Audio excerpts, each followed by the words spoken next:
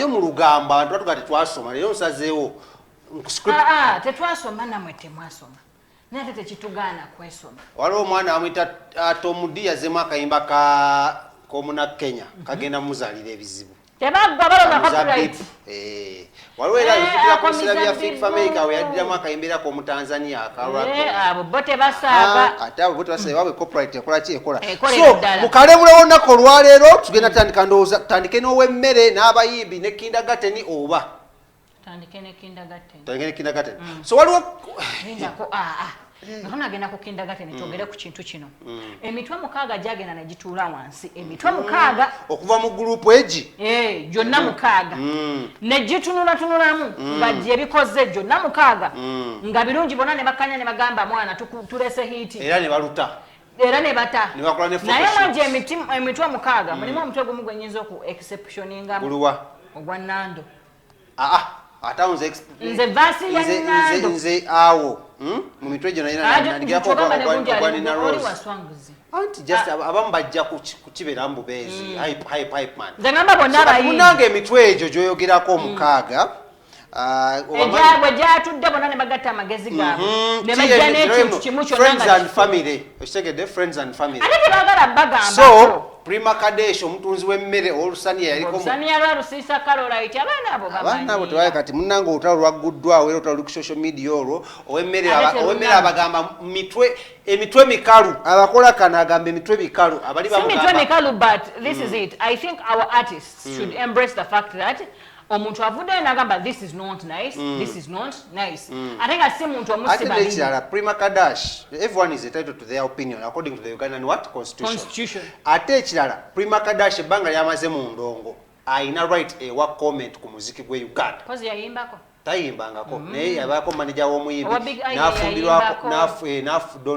nafumbirwako omuyimbi n'azaalako mumuyimbi n'adetingako mukwano gw'omuyimbi ontegedde bunnyo n'amaana naddayo waki ow'omuyimbi so ayina right exactly awo nga nvuddewo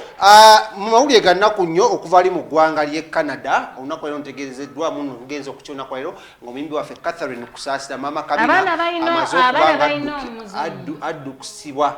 okuva mu Canada omutwala e USA okulaba munafuna further treatment kigambwa muno ayina amasavu ku mutima kati ensonga eziriwo bannange twabawaasa ba sente Catherine Kusaasira njogeddeko naye agambe teetaaga kumusondera naye abaana balina omuzanyo nekateko kanaka for now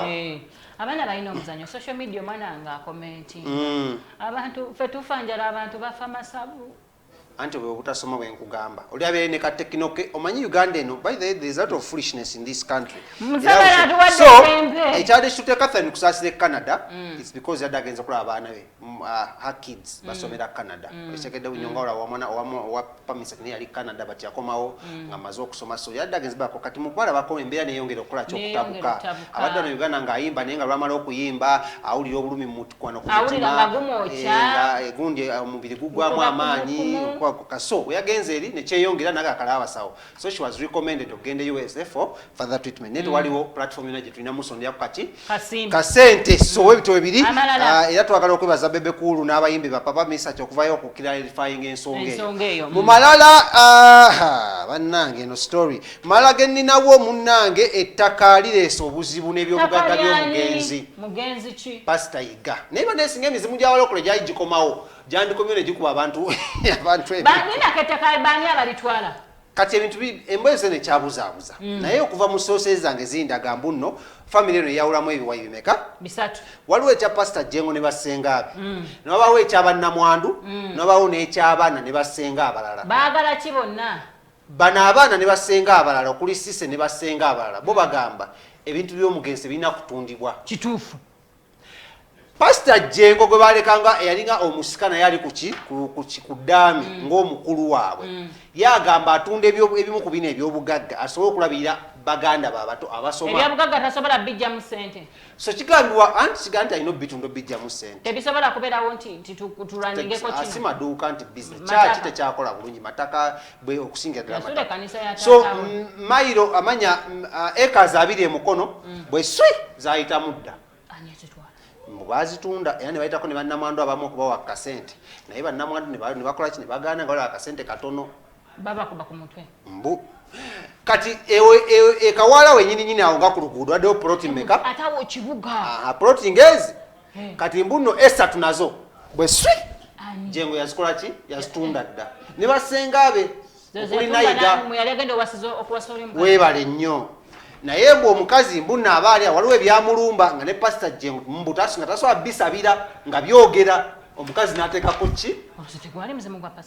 ebyo byogera kati mbe okuva wano wansi we twagalamiza omugenzi ewali amamwe pastor twamuziika ewali amalaalo okwambuka etu ku church ettaka eryo mbe omukulu naye yalisingayo dda mu banka n'ali akasente era essaawa yonna bayinza okukuba church bayinza ogikubako ekibaati ne bateekako ekigambo no trespass kalindako awo kale future eriruddawa eyagwe bagalamizaawo anti baba either waliwo bagamba bamusengula paka tusaze sente zilema onedda sente zilema osasulwa baba ino okola ki omusengula namwandu agamba mbunno Pastor Jengo ono yalemerera okusasula sente z'omwana we zize bayogera ku za mutwazako ku police nezimusibya n'omuse mtwala 25 gyalina nga osasula ne school fees 25 ageddi buli week agalabirira omwana oyo ali amereki namwandu agamba ezirabira omwana oba naye zimulabiririrako era namwandu yebaziza nnyo State House okumulabira n'okusasula abaana school fees naye bwe emmotoka yabizayo eito ogijjukireyo emmotoka TX Prado yali Prado yali Prado bitamasi yenkadde enjeru mbu naye omukulu ebwayise gye bakoma ogiraba nga nti bagitunzemu sipeeya naye Pastor Jengo ngezezaako munoonya kasimu takola ki Musubira asobola okukwata. Talabika. Akukwata akugambe ki? Kati yesisa agamba. Nanki. Senga. Kumwe mnawandisa ku lupapula. Yesisa agamba kwa she is a lawyer. Agamba mali yamu yekiteekako caveat. Naye obuzibu mbunno mu mateeka mbo sibimanyi nyombo eddame. Beliba abantu babiri abali ku ddamero nga bakkiriziganyiza. Kituufu caveat bwe. Onoomu basobola mu overridinga. Caveat bagijjako. Kati ali worried. Kyobula asaba Anthony Jengo ayijiji. Anthony Jengo. Si wa mateeka. Anthony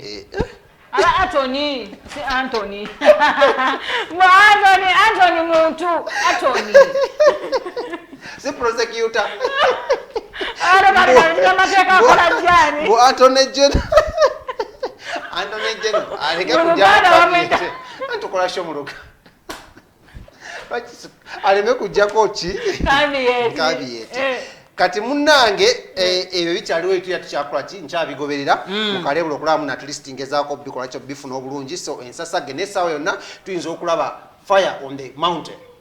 nga amajambi agakoze eki byebyo ofubanira ebintu byo ng'oli mulamu nozaala emigunju nozaala emiguya nozaala ebisasalala entuyo zo nezikola ki so chief justice mukubwe yagambye ki bannayuganda mukomenya amateeka